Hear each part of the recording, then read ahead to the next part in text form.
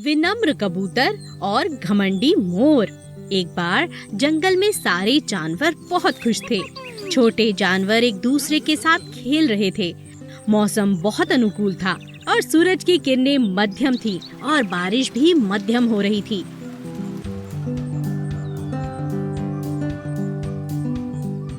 हमारा जंगल बहुत ही शांत है और यहाँ का हर जानवर मेरे निर्देश मानता है और मैं अपने निर्देश फिर से दोहराता हूँ कि कोई भी जानवर रात को 9 बजे के बाद और सुबह 6 बजे से पहले बाहर नहीं निकलेगा।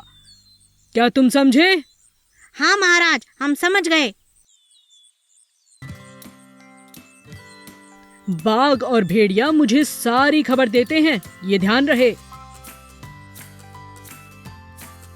रात के 10 बज रहे थे। एक कमरे में कबूतर शांति से सो रहा था और अचानक से कोयल की आवाज आ रही थी। वह अपने कमरे से बाहर जाकर देखता है कि कोयल को क्या हुआ है। वह भूल गया कि शेर महाराज ने क्या निर्देश दिया था। मोर भी कोयल की आवाज सुनकर उसकी मदद के लिए जाती है। वे खुद भी शेर का निर्देश भूल जाती है। भेड़िया और बाघ ये सब देख लेते हैं और इसे याद रखते हैं। जब कबूतर और मोर कोयल के घर पहुंचते हैं तो देखते हैं कि उसके साथ एक दुर्घटना हुई है। कोयल ने किसी नोकीली चीज पर पैर रख दिया जिसकी वजह से खून बह रहा था। उसकी मरहम पट्टी करने के बाद वे पूरी रात वहीं रुक जाते हैं।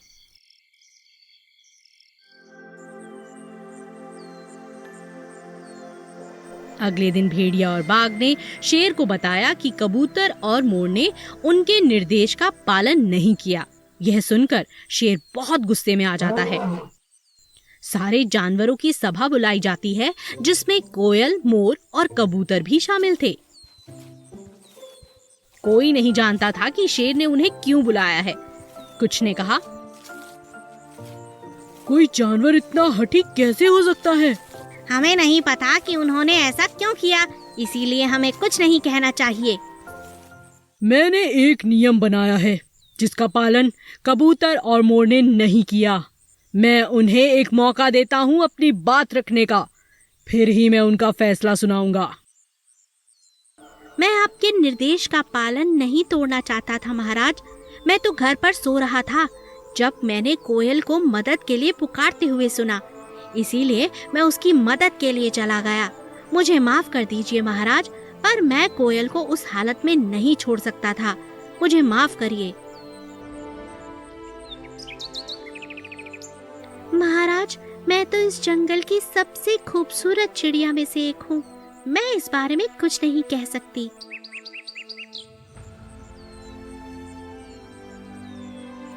मेरा निर्णय है कि कबूतर को बहुत सारे गेहूं की बोरियां दो जो उसके और उसके परिवार के लिए साल भर चल सकें, क्योंकि इसने एक जिंदगी बचाई है। और मोर को 2 महीने के लिए जेल में डाल दो क्योंकि इसने हमारे आदेश का पालन नहीं किया और ये बहुत घमंडी भी है। अभिमान हमेशा लोगों को परेशानी में डालता है और विनम्रता लोगों को अच्छी चीजें सिखाती है।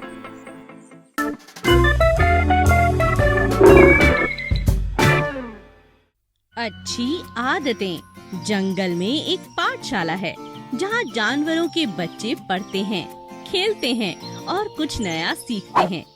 शेर का बच्चा अपने आरामदायक बिस्तर पर सो रहा है। चलो बेटा, जल्दी उठो, तुम्हें पाठशाला के लिए देरी हो रही है। शेर का बच्चा बड़े आलस से उठता है। उसकी माँ उसे ब्रश और साबुन देकर नहाने के लिए भेज देती है। जाओ, जाकर तैयार हो जाओ, मैं तुम्हारे लिए नाश्ता लाती हूँ। शेर का बच्चा कमरे में घुसकर वहीं सो जाता है। जल्दी करो। यह सुनकर शेर का बच्चा उठकर ब्रश करने लगता है। अरे, ये टूथब्रश कितना स्वादिष्ट है।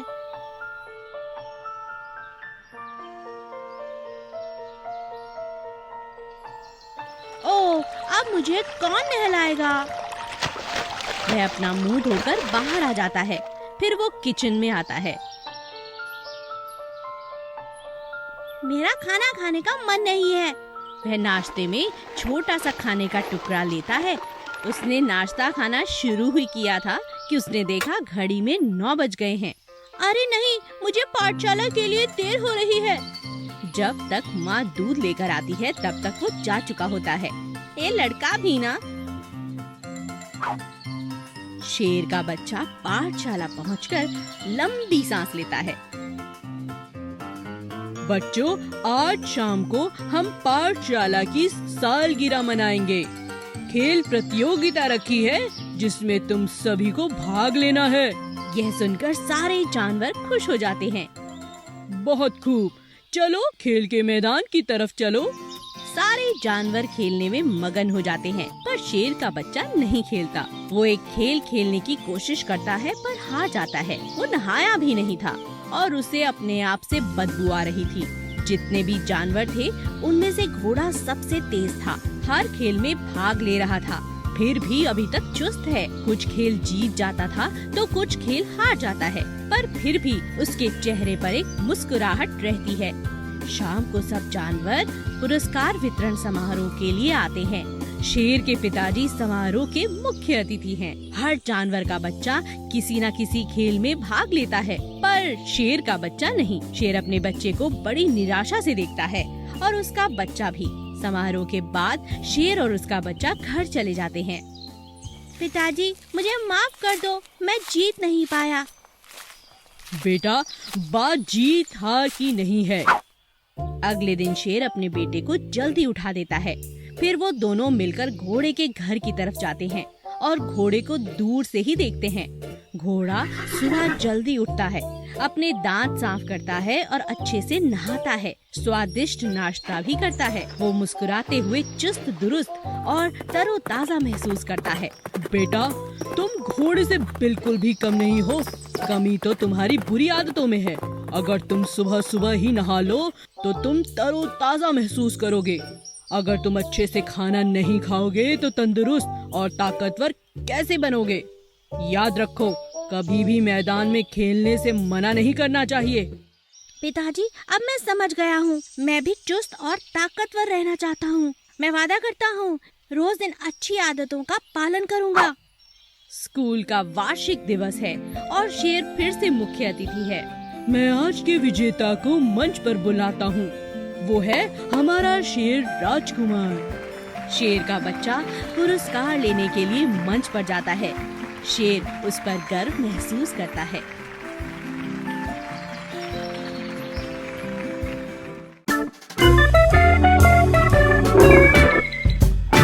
शैतान बंदर।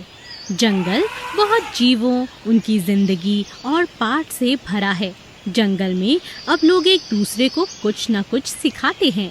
देखते हैं कि इस कहानी से हमें क्या सीख मिलती है। छोटा बंदर एक पेड़ पर बैठकर केला खा रहा है। तभी उसे खरगोश उस तरफ आता हुआ दिखता है। बंदर मस्ती के मूड में है और वो केले का छिलका नीचे फेंक देता है। खरगोश उस छिलके पर फिसल जाता है और रोने लगता है। बंदर हंसता है और खरगोश को देख के मुंह बनाता है। खरगोश गुस्से से बंदर को देखता है और चुपचाप वहाँ से चला जाता है। बंदर के पिताजी यह सब देख रहे हैं।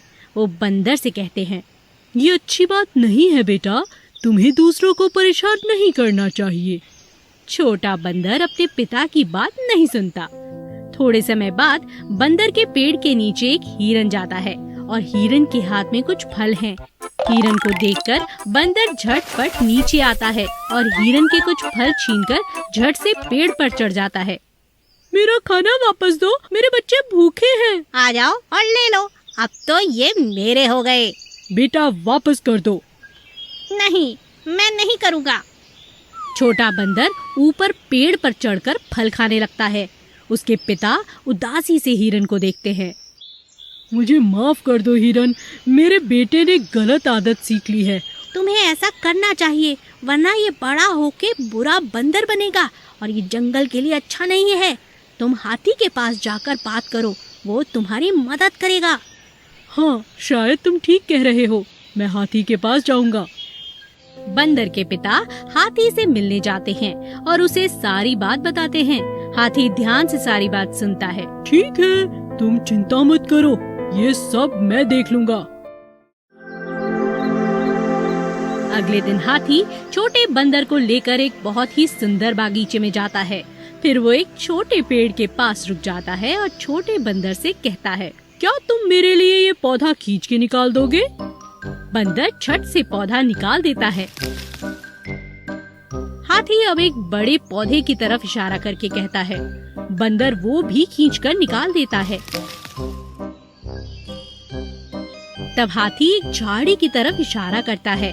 बंदर उसे भी निकाल देता है, पर उसे थोड़ी सी मुश्किल होती है।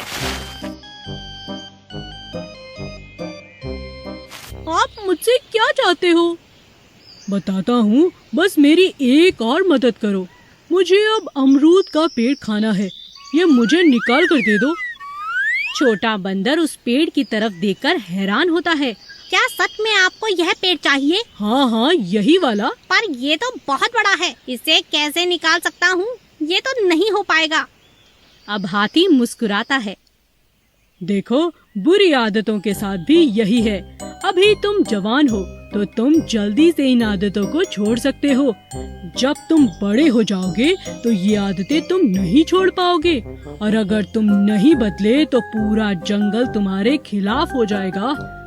छोटा बंदर सख्ते में आ जाता है। वो शर्मिंदा होकर सर झुका लेता है। मैं समझ गया, आप क्या चाहते हैं। मुझे माफ कर दो। मुझे तो कभी अपनी आदतें बुरी नहीं लगी, पर अब समझ पा रहा हूँ।